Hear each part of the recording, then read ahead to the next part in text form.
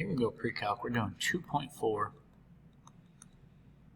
And what we're doing is just making sure that we're good with the terminology and graphs and everything like that. So what they want you to do is double check that you understand the types of polynomials that we have going on. So what I'm talking about here is like if you were to, well, let's just talk about the zeros. The fact that we have a 0 here and it goes through the x-axis in a straight line, so it does not change concavity. This has a multiplicity of 1. And then this one right here bounces, so that multiplicity is 2. Now remember, the type of polynomial you have is based off of the sum of the multiplicities. So what we're looking at is 1 plus 2, which equals 3. So that's a good reason to explain why it's a cubic polynomial. Another way to think of this is, imagine for a second that you could move the x-axis, or maybe just move the function down, or move the x-axis up, but because I can draw the x-axis better than redrawing this, that anywhere I move this, the most number of times that it could cross the function with a horizontal line is 3 times. That's another clue that it's a cubic. So same thing with the next one for g of x. You can just look at, oh, well, if I were to move this x-axis down, the most number of times that it would cross the function would be 4. So we would call that a quartic. We've already talked about that in a previous video. Otherwise, you can look at the multiplicity. This multiplicity goes through once. It goes through without changing concavity, so the multiplicity is 1. This one just bounces, so that's our multiplicity of 2. And then this one goes straight through without changing concavity. So that if you add the multiplicities together, 1 plus 2 plus 1 is 4, so it's a quartic. Now this next one, you can't really do that trick where I talked about, shifting the x-axis or shifting the function. But when you look at x equals 0 here, it definitely changes concavity from an upwards U to a downwards U. So this has a multiplicity of 3. This one goes straight through without changing concavity. That multiplicity is 1. This one goes straight through. Multiplicity is 1. So we're at a quintic. And you can just add 1 plus 3 plus 1. So, you might want to write this out in words. But anyway, I'm going to move on. So if you need to pause the video or really soak this in, go for it. The next thing that we're going to talk about is a relative maximum. Just so you're aware, some textbooks call, instead of a relative max or rel max, you might see the word local max, local maximum. So some textbooks talk about these as being turning points, and we're just talking about the turning points relative to the points around it. So locally to the points around it. So the point that I'm talking about is this ordered pair, which looks like 1, 4.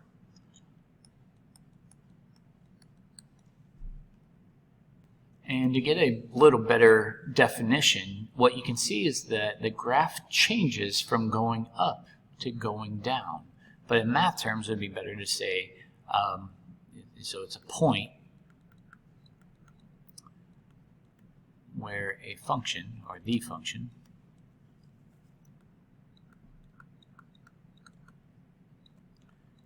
changes, instead of going up, let me say from increasing to decreasing. So what do you think I'm going to define a relative min as, or a local min, is another way of saying it, is the opposite. Point where the function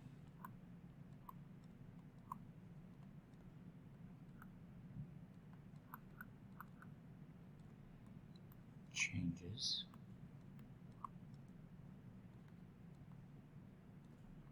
from decreasing to increasing. As I mentioned before, some books don't call it relative mins, they call them local mins. So I just want you to be well versed in case you go use a different textbook somewhere else. Now I don't want to just be done with the maxes, because is it okay to have more than one local max or more than one relative max? That answer is yes.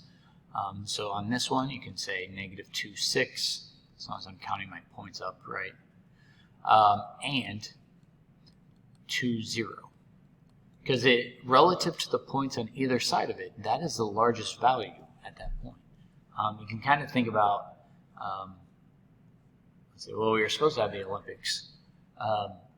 You know, you might be the best, I don't know, sprinter in your country, but you might not be the best sprinter in the world. So relative to the people around you, you're the best. But when you get compared to the rest of the world, you might not be as good as, I don't know, somebody else. So that's why we have the phrase local as well. Local to the points around you, you're the best. In this case, it's local to the points around you, you're the lowest, or you're the worst. I would hesitate to say the worst. But anyway, we're looking at this value. So that's 3, -3. And it is okay to have multiple relative mins. I'm just going to, I know some of you might be looking at that and saying that it's not exactly at -2 and -4, but I'm just going to say for sake of ease that that's where I'm going. So what's the difference between relative max-min and local max-min and then absolute? So now we're talking about absolute here, and for whatever reason they only have absolute min on this slide. You see, oh, the next one's absolute max. I don't know why I would go in this order. But sometimes you hear the phrase global min as well, which goes as a good analogy of what I just mentioned with the previous problem, is it's the lowest for the whole world, globally, or absolute. It's the absolute lowest. Now, when you look at this problem, so you want to compare your relative mins. Well, if you compare this minimum, well, this was the only minimum, right? Is it the absolute lowest point on the graph? Well, no. It goes infinitely down. So this one does not have. There's no absolute min. And then on this one, as you compare the multiple mins, there's definitely one that's lower. So the absolute min is only the order pair 2, -1. Or sorry, -4. So you can have multiple relative extrema. That's what the plural is for mins and maxes. But you can only have one global min and one global max. Now I do need to be careful with this, because what if they have the same, like if there's 2 relative mins and they're the same y value, then I guess you could have 2, but we're looking at the lowest y value. So I do need to be careful with how I say that. So it is point or points, as long as the y value is the same, where the y value is the lowest.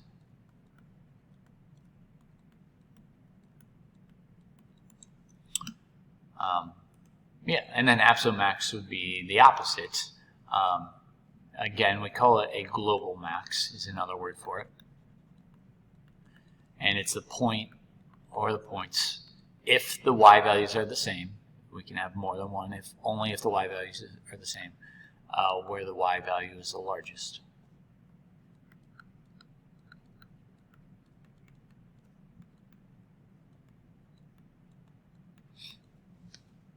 So when you compare these two relative maxes, the largest one happened at -2, 6.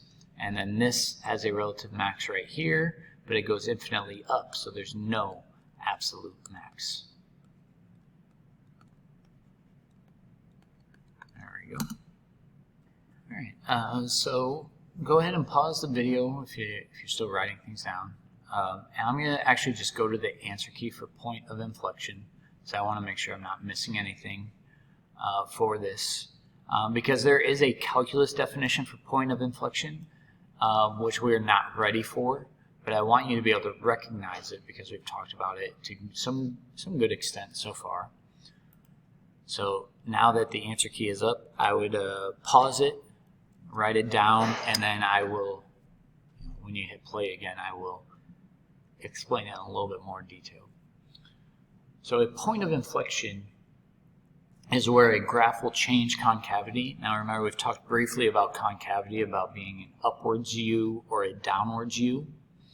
And the author also put in the midpoint formula because sometimes where the point of inflection occurs is about. Now it is about, not exactly. Sometimes it is exactly the midpoint, but it's not always the midpoint exactly. So it's about the midpoint of two consecutive relative mins and maxes.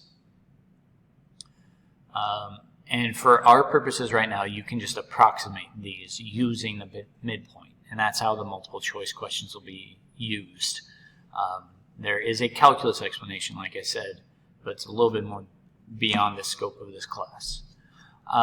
Now, we've also talked about a point of inflection happening where we have a 0 whose multiplicity is 3, and it also occurs halfway, or about the midpoint, halfway between where we have a multiplicity of 3 and a relative min or max. So as we examine some of these questions, I'm going to go back to the notes. We can highlight, I like to use a highlighter, where these mins and maxes occur and about where it changes concavity. So if I were identifying first, right here is a multiplicity of 3. So let me change colors. So that's an upwards U. And then over here is a downwards U. So that's your clue that right here at 0, 0 is a point of inflection. But we also have a point of inflection, I guess I should mark it about right here. Like even there is not a perfect answer, but just stick with me. We have a downwards U on this side, but then we also have an upwards U on this side. So this graph has 3 points of inflection. And if I asked you to approximate it, now I would expect you to get 0, 0 exactly right. But if you were then to approximate halfway between 0, 0 and, I guess I shouldn't put a dot right there, and the relative min of 3, negative 3, you would say that that happens at 1.5, comma, negative 1.5. Now clearly I didn't put my dot right there, and I hope you would agree that 1.5, negative 1.5 doesn't even look like it's a point on the curve. That's why we say it's approximately there. But then we also have this other one that if we just do the midpoint between negative 3, 3 and 0, 0, we're at negative 1.5, positive 1.5. So let me just change colors. So as we look at this one, this is a downwards U, and then it changes to an upwards U. So there's only one point of inflection. I'm just going to put the dot about right here, and halfway between your extrema of 1, 4, and it looks like 3, 0, let's actually do the midpoint formula. 1 plus 3 divided by 2, comma, adding your x's, or adding your y's, divided by 2. So 4 divided by 2 is 2, 4 divided by 2 is 2. So about 2, 2, which is pretty close to where I put my dot anyway. So let's look at the next one. Definitely have a multiplicity of 3 right there. Yeah, just do a completely different color. Let's go with this one. Changes concavity. But then halfway between the multiplicity of 3 and the relative min there, it's going to change again. So again, we're back to 3 points of inflection. And if I'm reading this correctly, I'm seeing negative